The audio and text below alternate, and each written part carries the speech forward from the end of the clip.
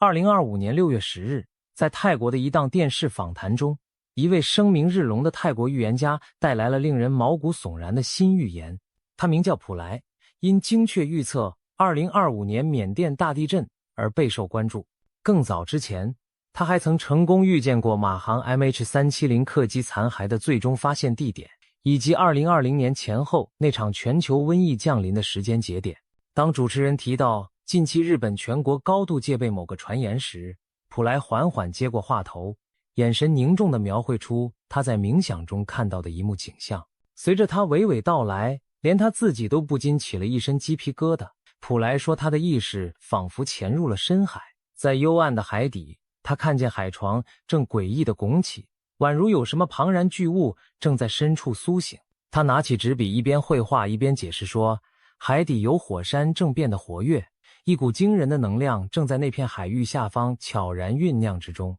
而且不止一处，而是一连串的隆起。这幅画面在他眼前越来越清晰，就像一个沉睡已久的巨人正从地层断裂处被惊醒过来。我最初看到的就是一个沉睡的巨人，普莱轻声说道，而现在这个巨人已经醒来，他正在伸展腰身，可这并不是悠闲的伸懒腰，而是猛然从断层中惊起。他用巨人苏醒来形容那股海底异动，令在场所有人屏息以待。那巨人的每一次动作似乎都在预示地壳与海洋将发生巨变。根据普莱的描述，这位被唤醒的巨人其实象征着海底接二连三的火山爆发和断层错动。他预言在未来数周内，这片海域将发生水下灾变。一开始也许只是海床逐渐隆起，一处接一处，但随着压力不断累积，最终将引发连锁反应。他警告说，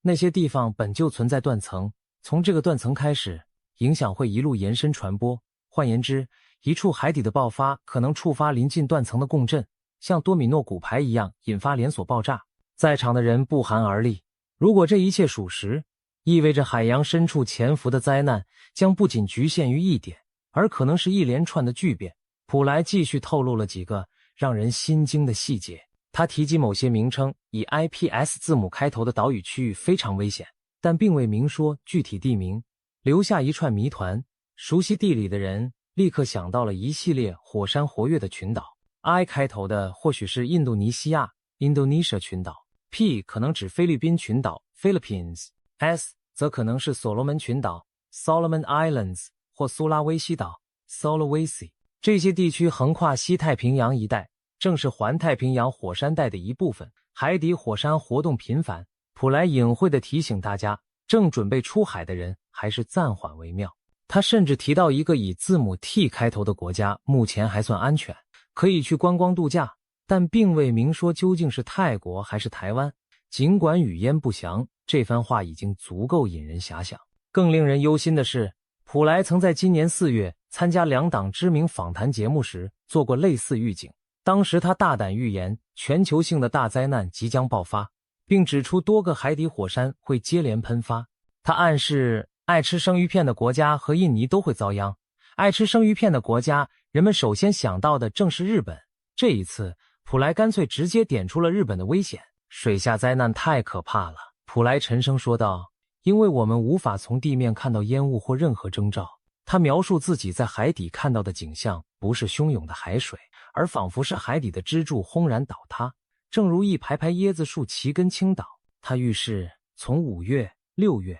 7月到8月，水底下会开始连环爆发。换言之，从初夏开始的数月内，深海中将酝酿出一连串突如其来的巨变。普莱的预言把焦点指向西太平洋海床，而日本正处在这片多事之地的边缘。他提到在日本附近的海域下方存在一个环状的巨大地下结构，似乎暗示那里有庞大的岩层拱起或海底穹顶。这让人联想到日本东侧海域的复杂地质构造，菲律宾海板块与太平洋板块在此碰撞交汇，蓄积了惊人的能量。种种迹象是否表明海底沉睡的巨人将在日本附近翻身，引发滔天巨浪？许多人开始谈论一个令人不安的短语，日本海恐有连环海啸。人们担心，如果普莱所言成真，日本周边海域可能接连发生大规模海啸。其实在历史上，连续海啸并非没有先例。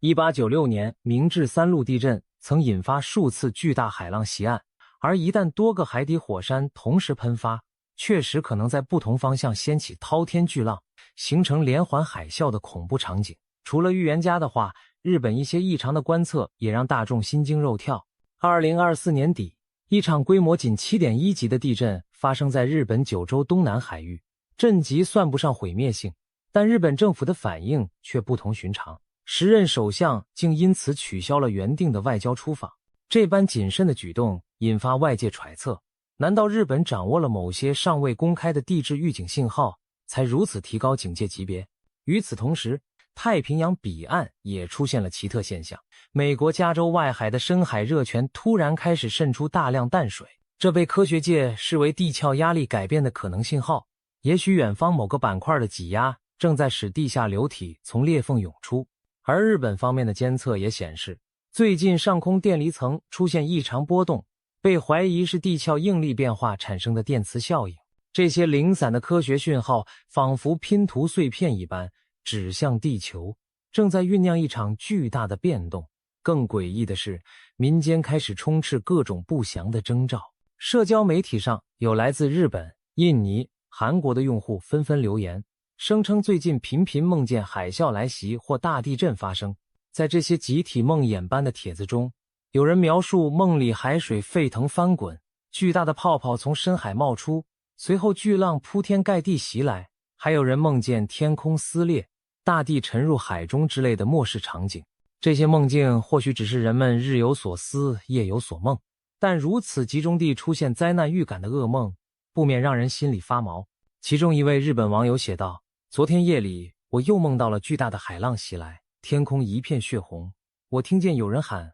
快跑，接着整个城市在我脚下塌陷，我从高楼坠落时惊醒。诸如此类的梦魇贴不断涌现，这些梦境或许只是人们日有所思夜有所梦，但在惶恐的气氛中已然被赋予了超自然的意义，仿佛某种灾前症候群在大众潜意识里蔓延。不仅普通人杯弓蛇影，就连海洋生物的异常现象也被贴上了末日征兆的标签。今年以来，多地传出深海怪鱼出没的消息。日本民间流传着地震鱼的传说，每当罕见的黄带鱼等深海巨型鱼漂上海岸，据说大地震将至。2011年311东日本大地震前，也曾有渔民目击过黄带鱼的出现。最近在台湾、日本附近，乃至远在美洲沿岸，都接连发现巨大的黄带鱼踪影。这些长达数米、银光闪闪的末日之鱼，仿佛从深渊中现身一般，引发当地居民恐慌。更有甚者，6月中旬，在日本北部海岸发生了一起大规模鲸鱼搁浅事件，上百头领航鲸莫名其妙地冲上海滩死亡。这骇人的景象再度引起海啸前兆的联想。虽然专家解释说鲸鱼搁浅可能与磁场紊乱或疾病有关，但惊弓之鸟的民众仍将其视作大难前的不祥之兆。科学家对这些传言多半嗤之以鼻，解释黄带鱼上浮或鲸群搁浅可能只是海洋环境变化所致。然而当预言和意象一起涌现，人们宁可信其有，不敢掉以轻心。无形的恐慌正在蔓延，所有的目光都不约而同地投向那个神秘的日子，7月5日。比起自然界的蛛丝马迹，更让人脊背发凉的是来自灵异领域的传闻。在日本，最近流传着一个令人唏嘘又不安的故事。这故事讲述一名夭折的婴儿在母亲梦中托梦，带来了关于7月5日的惊人警讯。据说有一位日本母亲，她的孩子还是婴儿时便突然离世，无疾而终。巨大的悲痛一直笼罩着这个家庭。然而某天夜里，这位伤心的母亲竟梦见已逝的孩子回来了。梦中的孩子神情安详地对母亲说道，他之所以选择投胎成为他的孩子，正是为了在关键时刻拯救他。然而当他发现等到自己学会开口说话时，一切将为时已晚，于是他毅然提前结束了自己的生命，回到了灵界，好通过梦境联系他。梦中的儿子给母亲传达了几个令人震惊的要点，如下：日期警示，从2025年7月5日开始，人类的生活将发生翻天覆地的变化，一个全球巨变的时代即将开启。金融崩塌，银行里的存款和纸钞在巨变中会变得一文不值，人们赖以为生的金钱体系将陷入瘫痪。物资储备，儿子嘱咐母亲一定要提前储存至少2年的粮食和生活必需品，才能平安度过那段漫长混乱的时期。据传这位母亲在梦醒后既震惊又感激，赶忙将王英托梦的警示告诉了身边的亲友。这故事如同一阵风，迅速传播开来，许多人将信将疑地讨论，一个不会说话的婴儿竟以这种超自然的方式向至亲示警，这难道是冥冥中注定要发生的大难吗？对于相信灵异的人来说，这一切并非无稽之谈。在人类历史上也有过儿童梦中预言灾难的传闻，最著名的例子莫过于1966年英国阿伯法恩矿难。灾难发生前夕，当地一名小女孩曾梦见学校被黑色的洪流吞没，她把这个噩梦告诉母亲，不料次日学校后方的煤渣山崩塌，泥流掩埋了整个学校，那名女孩也不幸遇难。事后诸多幸存者回忆，他们或他们的孩子在事发前几天都做过类似的噩梦。这类现象被一些人称作灾前预感，甚至促使心理学家设立预感局来收集民众在大灾难前的异常梦境报告。如今，这个日本王英托梦的故事更为7月5日的预言增添了一层灵异色彩。一些灵媒和通灵人士也站出来附和，声称幼小孩童的灵魂与天界更接近，更容易感知到凡人未知的未来。有人将这个夭折的婴儿视为天使派来的信使，用自己短暂的生命来向人间报警。这样的说法虽然听起来神乎其神，却扣人心弦。如果连婴儿都在灵界为人类敲响警钟，我们怎能不心生忐忑？在纷至沓来的预言中，很多人将焦点转向了一本漫画和它的作者。日本漫画家龙树亮早在20多年前就出版过一本名为《我所看见的未来》的绘本漫画，记录了他一系列离奇的预知梦。让他一举成名的是其中关于大海啸的梦境。他在漫画中不可思议地描绘出了2011年日本311东日本大地震及海啸的景象。要知道，当他作画时，2011年尚遥遥无期。等到现实中的2011年3月，日本果然发生毁灭性的地震与海啸。这部漫画被奉为神作，龙树亮也从籍籍无名变成被人们称作日本的诺查丹马斯的传奇人物。然而，更让人后背发凉的是，龙树亮在漫画中留下了一则尚未应验的谜题。在早年的作品里，他画下了一个日期7月5日晴，旁边配了一行文字，暗示在那一天将发生某场前所未见的大灾难。因为漫画内容象征意味强烈，当年并未引起多少关注。直至2021年，龙树亮将这部漫画增补再版为《我所看见的未来》完整版，其中清晰记载了他对7月5日预言的内容，这才在网络上激起轩然大波。随着311灾难被他言中，很多人才重新审视他作品中的其他梦境预言。尤其是当7月5日这个真实的日期一天天临近，恐慌之情开始在日本、台湾、香港等地发酵。龙树亮的预知梦命中过不少重大事件，例如英国戴安娜王妃的意外离世，知名歌手的猝然辞世，甚至一场类似新型传染病的大流行。许多人认为对应的正是2020年前后的全球疫情。这一系列记录让人不得不佩服之余，也对他尚未发生的预言内容充满战战兢兢的好奇。在所有未应验的梦境中，2025年7月5日无疑是最瞩目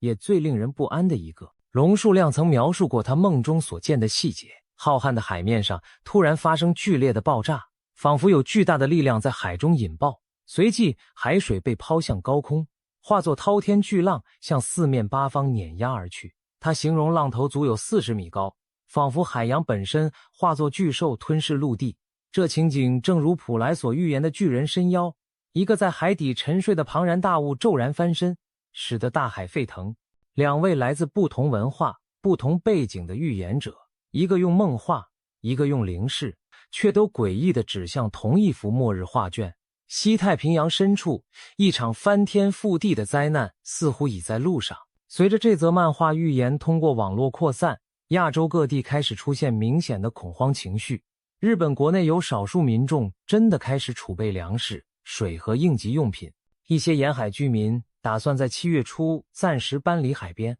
还有人在网上号召7月不要待在东京、大阪等大城市，以防大地震发生。邻近的台湾、香港也有人心惶惶，密切关注日本的任何风吹草动，旅游业更是首当其冲的受到了冲击。不少原计划7月赴日观光的游客取消或推迟了行程，日本的观光业者叫苦不迭。有旅行社反映，7月份的赴日机票和酒店预订出现大量退订。一家东京旅馆的老板无奈地说，客人打电话来就问7月那个大灾难预言是不是真的，我们只能苦笑。日本政府则不得不多次出面澄清，强调所谓7月5日大灾难纯属谣言，目前没有任何科学依据显示7月会有异常地质灾害，请公众不要恐慌。尽管如此，日本当局的某些举措仍被有心人拿来做文章，例如政府近期频频举行大规模防灾演习，反复检查沿海海啸警报系统。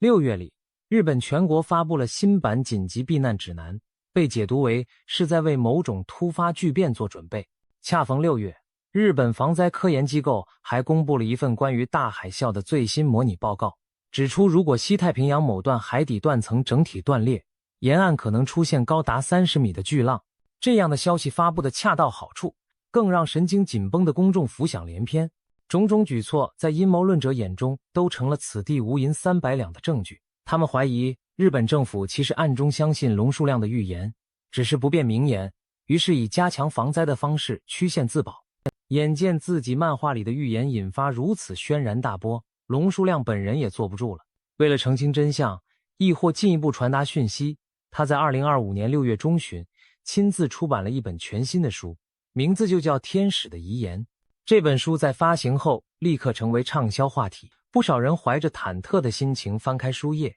希望从中找到关于那场灾难究竟是福是祸的线索。在《天使的遗言》中，龙树亮一改以往漫画的形式，而是用文字结合插图，向读者倾诉了自己多年来对预知梦的所思所感。书名中的天使二字暗喻守护与启示，而遗言则仿佛昭示着一种最后的告白。龙树亮在书中倾诉了许多心里话。7月5日的梦给他本人带来了巨大压力，他深知自己的预言引发了恐慌，因此想借新书向大众传递希望与警示并存的信息。据读者透露，书里除了详述他的梦境细节外，还穿插了他的童年记忆、成为漫画家的经历以及他记录梦境的方法等内容。他试图让大家明白，他的预言并非为了危言耸听，而更像是给人类的警钟。他在书中恳切地写道，也许上天让我看到未来，不是为了让恐惧吞噬我们，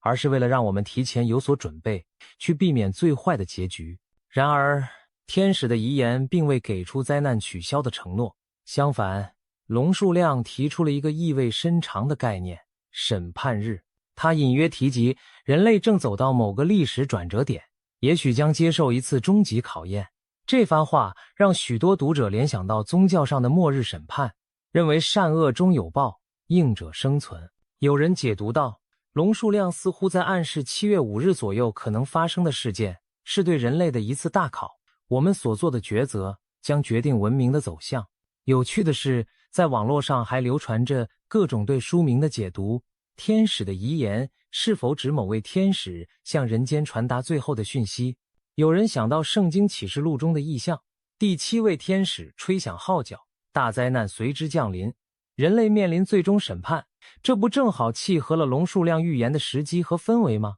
甚至有人大胆猜测，那位海底沉睡的巨人会不会就是传说中堕落的天使或古老的神祇？他的苏醒预示着末日审判，亦或某种远古力量的重临。这听起来荒诞，但许多阴谋论者乐于相信，远古的亚特兰蒂斯或木大陆在太平洋沉眠了万年，如今将因地壳巨变而再度浮现人间，而那将伴随着对现代人类社会的巨大冲击。事实上，从上世纪起，不少神秘学者深信太平洋深处隐藏着失落的大陆，他们将传说中的远古文明称为母大陆，认为波利尼西亚的岛屿可能就是那块大陆的山脉遗迹。如果这次的巨变真让海床重新隆起，岂不正好印证了母大陆复苏的传说？这样的场景听来天方夜谭，却让人不寒而栗。种种传闻中，还有一个惊人的阴谋论版本正在疯传。据称，一位日本量子物理学家宝江邦夫在接受访谈时透露，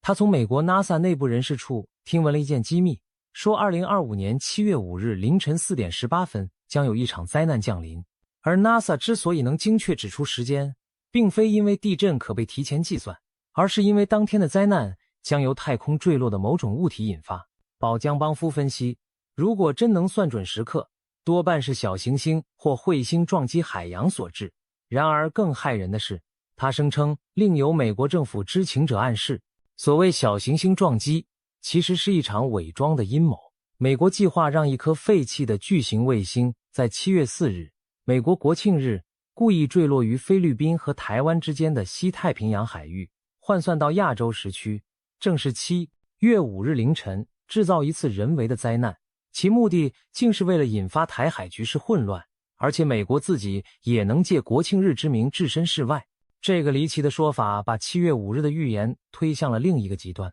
如果真是如此，那将不是天谴，而是人祸。不过由于消息源无法证实，加上宝江邦夫也承认局势变化，例如美国政府更迭，可能令此计划搁置，这种论调更像是茶余饭后的惊悚故事。据宝江邦夫透露，他之后还遇到一位曾受日本政府要员聘用的通灵师，对方也向他印证了类似的说法，这更加深了宝江对该阴谋论的确信程度。无论是天启也好，阴谋也罢，如今各种迹象、传言与预警正汇聚成一股巨大的暗流，指向2025年7月初。在这场关于未来的猜测中，有科学的数据，也有神秘的梦境，有远古的传说，也有现代的忧思。一切线索纷繁复杂，却仿佛都在指向同一个令人战栗的结局。时间一天天逼近7月5日，空气中仿佛都弥漫着紧张的不安。人们既希望这一切不过是场虚惊，又忍不住开始准备些粮食和清水以防万一。有人讥笑这只是杞人忧天的闹剧，也有人宁愿信其有，不愿将来追悔莫及。因为谁也无法否认，如果这些预言成真，那将意味着我们正站在历史的巨大分水岭前。试想一下，假如那沉睡的巨人真的在海底翻身，会发生什么？也许是震彻天地的地震与火山喷发，海水被煮沸，巨大的气泡如末日凶兆般浮现洋面，无数沿岸城市惨遭海啸吞噬。也许高楼倾塌，通信中断，全球金融体系崩溃，人类文明倒退100年。又或者，那巨人苏醒的隐喻其实指人类心中的某种觉醒，在大灾难的边缘，人性的善与恶将同时接受审视。我们或许会在废墟上迎来古老文明重生的契机。这一切问题的答案都悬而未决地挂在7月5日的天空下。事实上，历史上也并非没有类似的虚惊一场。16世纪的法国预言大师诺查丹马斯曾预言过，1999年7月，恐怖大王将自天而降，引发当年全球末日论恐慌。然而1999年的7月最终安然度过，不少人相信，或许那场灾厄被上天宽宥或改变。如今也有声音表示，正因为这次预言已广为人知，命运可能出现转机，这场原定的劫难或许已经被化解或推迟，仿佛人类集体的警觉心也能影响未来走向。这种说法虽然无从证实，却多少给惶惶不安的大众带来一丝慰藉。也许正因大家提高了警惕，上天会网开一面，避免最坏的巨变降临。如同一本扣人心弦的悬疑小说即将翻到最后一页，全世界都屏住呼吸，等待着那个时刻的到来。届时，预言将接受现实的检验，也许什么都不会发生，人们松一口气之余，会将这些故事当作茶余饭后的笑谈。也许历史将被改写，人类将铭记那个巨变开始的日子。无论结局如何，倒数的钟声已经在每个人心中敲响。我们唯有静观其变，既不要被恐惧吞噬理智，也不要对未来掉以轻心。当日历翻到2025年7月5日，我们终将迎来揭晓真相的瞬间。那时，沉睡的巨人是继续沉睡，亦或怒吼着掀起惊涛骇浪，一切将昭然若揭。而我们站在命运的十字路口，只能握紧内心的勇气与希望，迎接未知的黎明。7月5日，这个近在眼前的日子，究竟会成为人类历史的巨大转折，还是一场虚惊后的烟消云散？答案很快就会揭晓。而不论命运的剧本如何书写，我们都将共同见证这一刻的到来。